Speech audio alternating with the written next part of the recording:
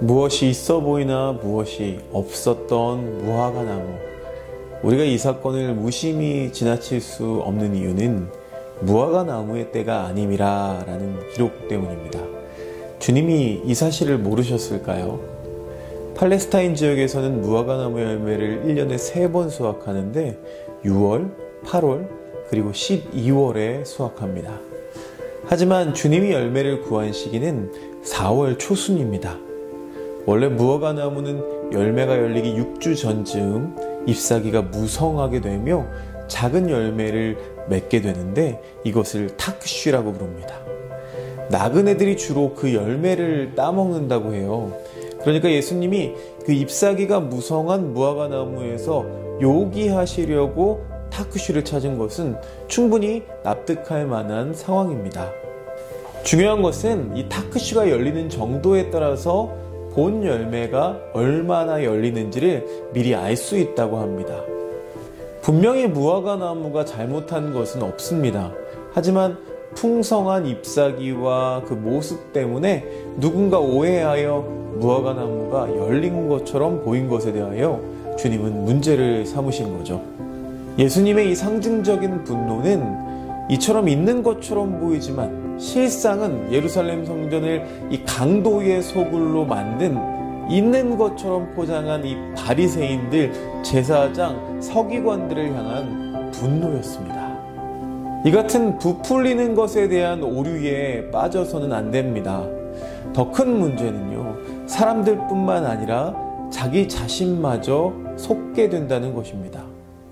이솝우화 중에서 개구리와 황소 이야기의 이 개구리처럼 자신과 비교도 안 되는 이 황소를 흉내내며 바람을 집어넣다가 배가 터져 죽은 개구리처럼 우리 자신을 잃을 수도 있다는 것입니다. 우리는 스스로 부풀리는 이 오류에 빠지기 시작하면 끝없이 계속 부풀립니다. 안타까운 것은 터져야 결국 끝나게 된다는 것입니다. 기득권의 욕망은 끝이 없었습니다. 터질 때까지 부풀려서 결국 예수님을 죽이기로 결정합니다. 예수님은 이 엄청난 위험을 알고 계셨기 때문에 주님은 죄가 없는 무화과 나무를 예로 드신 것입니다. 아주 조금이라도 자기가 아닌 것은 드러내지 말라는 그런 말씀이었습니다. 바람이 빠진 풍선은 쭈글쭈글해지죠. 무언가 잃은 것처럼 보입니다. 그러나 이 풍선은 이제 더 이상 터질 이유가 없습니다. 여러분, 이렇게 살아도 괜찮습니다. 잠언 기자는 이것을 겸손이라고 말했습니다. 그 겸손이 존귀라고 말합니다. 그러나 우리는 여전히 부풀린 풍선을 존귀라고 말합니다. 우리가 존귀하게 되는 것은 바람을 불어서 크게 되는 것이 아니라 주님이 우리를 존귀하게 하실 때입니다. 바람이 빠진 지금도 우리는 존귀한 존재입니다. 이것을 잊지 마시기 바랍니다. 하나님, 우리는 우리의 모습대로 소중하고 아름답습니다. 그런데 자꾸 자신을 부풀리고 싶어 합니다.